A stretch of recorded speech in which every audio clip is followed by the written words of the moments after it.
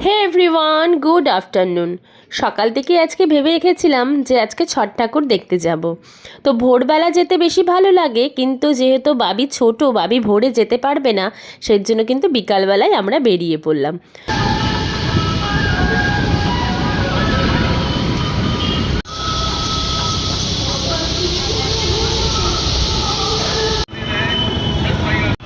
তারপরে চলে আসলাম, আর এখানে দেখো ভীষণ সুন্দর লাইটিং করেছে, যদিও আমাদের আসতে কিন্তু একটু লেট হয়ে গেছিলো।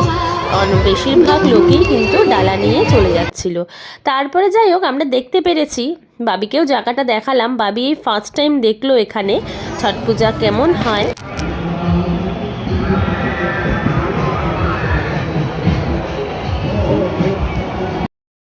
और आने वाले दिन में जब भी आपको लगे मेरी जरूरत आपको पड़ेगी, मैं आप सबके साथ।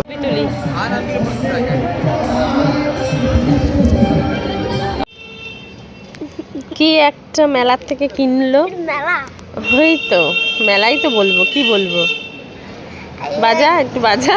সারা রাস্তা বাজাতে বাজাতে আসছে। আমরা ভয় পাই আস্তে আস্তে।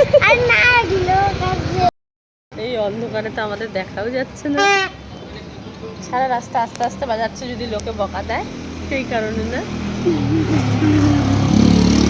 বাবি কার দিকে যে তাকিয়ে তাকিয়ে মোমোটা খাচ্ছে, আমি ওকে এটাই দেখে যাচ্ছিলাম। আমি বলাতে তারপরে ও এদিকে তাকালো।